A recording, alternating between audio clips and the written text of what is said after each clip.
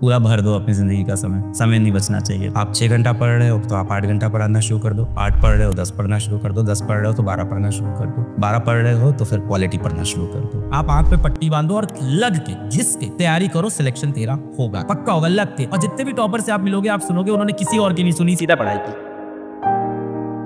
दिन भर जब आपको लगता है आपको काम करना चाहिए तब आप किसी और चीज में फंसे रहते हो। करोगे क्या? आप बिजी हो जाओगे दोस्तों से बात करने। जिस समय आप उससे बात कर रहे हो उस टाइम आपके दिमाग में क्या चलता रहेगा? पढ़ाई करनी है, पढ़ाई करनी है। दिमाग में लगातार यहाँ से लगातार सिग्नल्स आ रहे हैं, पढ़ाई करनी है, पढ़ाई करनी है। पर दिमाग में बैठा है एक शैतान, वो कह रहा है कोई बात नहीं, हो जाएगा, हो जाएगा, चल बाबू आराम से बात कर, हो जाएगा, मैं संभाल लूंगा। फिर लगता है कि अब पढ़ाई करनी है, फिर लगता है 10 मिनट मोबाइल, और फिर दिमाग से लगातार सिग्नल आ रहा है कि अभी भी समय बाकी है, अभी भी पढ़ ले, अभी भी पढ़ ले। ये लगातार चलता रहता है। ये जो एक्सटर्नल वर्ल्ड है ये आपके दिमाग को अफेक्ट क्यों कर पा रहा है? क्योंकि आपका दिमाग कहीं ना कहीं खोखला हो गया। आपके अंदर अपने लिए, अपने एम के लिए, अपनी जिंदगी के लिए, अपने माँ बाप के लिए, अपने गोल के लिए सीरियसनेस खत्म हो चुकी है। इसलिए एक्सटर्नल वर्ल्ड आपको अफेक्ट कर पाता है। आपकी जिंदगी में समय ही कैसे है? आपके पास समय ही कैसे बच रहा है कि आप दोस्तों से बैठ के चर्चा कर सकते हो, आप बैठ के मोबाइल स्क्रॉल कर सकते हो, आप इंस्टाग्राम पे रील शेयर कर सकते हो, रील देख सकते हो। आपके पास इतना समय बच कैसे रहा है? जाहिर सी बात है आपने अपनी जिंदगी में काफी समय खाली छोड़ रखा है, इस वजह से आपके पास समय बच रहा है। तो पहले तो अपनी जिंदगी का समय पूरी तरह से पूरा भर दो अपनी जिंदगी का समय। समय नहीं बचना चाहिए, पहली चीज तो आपके पास है। आप 6 घंटा पढ़ रहे हो तो आप 8 घंटा पढ़ना शुरू कर दो। 8 पढ़ रहे हो 10 पढ़ना शुरू कर दो। 10 पढ़ रहे हो तो 12 पढ़ना शुरू कर दो। 12 पढ़ रहे हो तो फिर क्वालिटी पढ़ना शुरू कर दो। कहीं पे भी लिमिट खत्म नहीं हो रही है। आप आए हो यहाँ पे किस लिए? एक कॉम्पिटिटिव एग्जाम को क्लियर करने के लिए। इस समय आपके जीवन में क्या लक्ष्य क्या है? कॉम्पिटिटिव एग्जाम को कैसे भी क्लियर करना है, यही चल रहा है ना इस समय लक्ष्य आपका। इसका सोल्यूशन आप देखो तो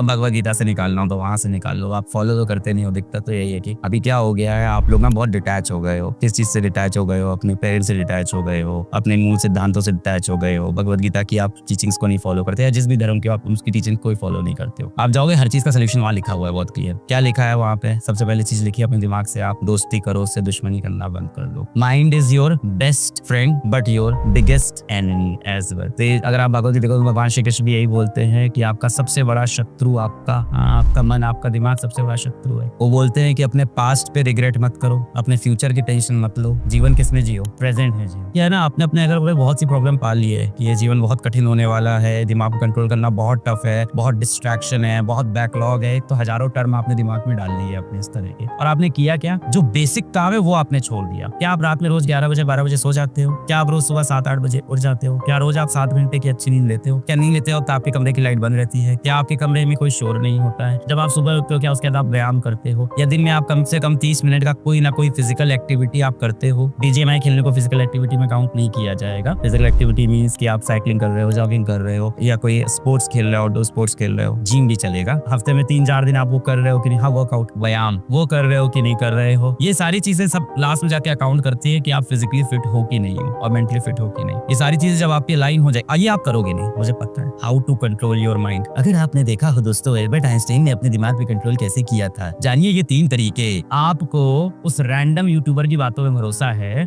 आपको उस इंसान पे भरोसा नहीं है जो दिन रात आपके लिए मजदूरी कर रहा है, मेहनत कर रहा है, आपके माँ बाप। आपको उस इंसान पे भरोसा नहीं है जिसने पूरी दुनिया बताई, श्री कृष्ण। तो जो चीज वहां लिखी है वो आप फॉलो ही नहीं करोगे। आप अपने क्वेश्चंस का आंसर ही गलत जगह ढूंढ रहे हो, रॉन्ग नंबर पे ढूंढते हो। मजाक नहीं है बेटा, ये 1% सिलेक्शन रेशियो है। 1% का सिलेक्शन रेशियो है। 10,000 बच्चे सेलेक्ट होंगे जब 12 लाख बच्चे, 14 लाख बच्चे एग्जाम में बैठते हैं। और जहां बोर्ड एग्जाम की बात करूं वहां बेटा 2 लाख बच्चों के 90% आते हैं, और यहां मैं बात करूं 10,000 बच्चा सेलेक्ट होता है। आप डिफरेंस समझो, एक तरफ 2 लाख बच्चों के 90% आना तो वो उतना टफ नहीं था। आप यहाँ कम्पीट करोगे 14 लाख बच्चों के साथ। आईआईटी की बात करूं, नीट की बात करूं तो शायद 24 लाख बच्चों के साथ कम्पीट करोगे। और आईआईटी की बात करूं तो 14 लाख में से कुछ 10,000 बच्चा होगा या 12,000 बच्चा होगा जो आईआईटीज में जाएगा। नीट की बात करूं तो 24 लाख में से 40,000 बच्चा होगा जो गवर्नमेंट कॉलेजेस में जाएगा। और इसमें रिजर्वेशन हटा रहा हूं मैं, रिजर्वेशन की सीट्स भी इसके अंदर होंगी। ये रिजेक्शन का एग्जाम है, इसमें रिजेक्ट होना इज आम बात, सेलेक्ट होना इज अ खास बात। अगर आप सेलेक्ट हो गए तो बहुत खास बात है, बहुत ही खास बात है। इट्स नॉट लाइक जैसे आप मोहल्ले में निकलते हो, मेरे 90% आए, दूसरा बच्चा निकलता है मेरे भी 90% आए, तीसरा निकलता है मेरे भी 90% आए। यहाँ ऐसा नहीं होने वाला। यहाँ एक मोहल्ले में आप निकलोगे, मेरा आईआईटी में सिलेक्शन हुआ, आपको दूर दूर तक 4 मोहल्ले में दूसरा आईआईटीएन नहीं मिलता है, क्योंकि पूरे भारतवर्ष से 10-12 हजार बच्चे सिलेक्ट होते हैं। तो इसलिए आप आंख पे पट्टी बांधो और लग के घिस के तैयारी करो, सिलेक्शन तेरा होगा, पक्का होगा, लग के। और जितने भी टॉपर से आप मिलोगे आप सुनोगे उन्होंने किसी और की नहीं सुनी, सीधा पढ़ाई की। बैठ के आप जाओ पढ़ाई करो।